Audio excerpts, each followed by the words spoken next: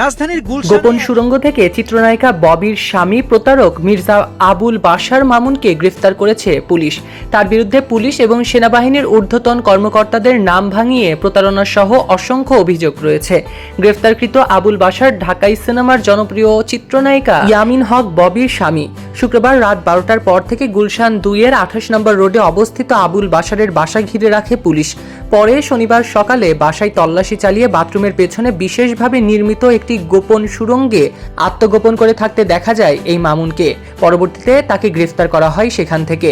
গ্রেফতারের বিষয়টি নিশ্চিত করেছে ডিএমপির গুলশান অঞ্চলের সহকারী police commissioner AC Shah Mustafa Tariquzzaman. বলেন, আবুল বাশারের বিরুদ্ধে অসংখ্য প্রতারণার অভিযোগ রয়েছে। পুলিশ এবং সেনাবাহিনীর ঊর্ধ্বতন কর্মকর্তাদের নাম ব্যবহার করেও বিভিন্ন ব্যক্তির কাছে প্রতারণার অভিযোগ পাওয়া গিয়েছে। এইসব অভিযোগের ভিত্তিতে কয়েকদিন ধরেই তাকে নজরদারিতে রাখা হয়েছিল। জানা গিয়েছে, পটুয়াখালীর সদর উপজেলার ইসলামাবাদের পশ্চিম আউলিয়াপুরের ফখরুল ইসলামের বড় ছেলে মির্জা আবুল বাশার ওরফে মামুন।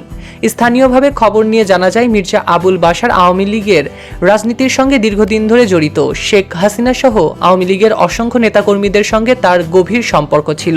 তাদের সঙ্গে হাত মিলিয়ে নাম সর্বস্ব বিটিএল নামক এক ভুয়া কোম্পানি খুলে দেশের বিভিন্ন জেলার ব্যবসায়ীদের কাছ থেকে মোটা অঙ্কের টাকা নিয়ে পালিয়ে যেতেন প্রতারক মির্জা আবুল বাশার। কাউকে জায়গা দেবেন, কাউকে চালের ডিলারশিপ দেবেন, কাউকে তেলের ডিলারশিপ দিবে বলে মিথ্যে প্রতিশ্রুতি দিয়ে নগদ টাকা নিয়ে লাপাত্তা হয়ে যেতেন তিনি। খোঁজ নিয়ে জানা যায়, মির্জা আবুল বাশারের প্রতারণা ফাঁদে পা দিয়েছিলেন সেনা সদস্য, পুলিশ সদস্য, সাংবাদিক এবং অসংখ্য নিরীহ মানুষ। সৈকত আহমেদ নূর, সেলিব্রিটি লাইফলাইন।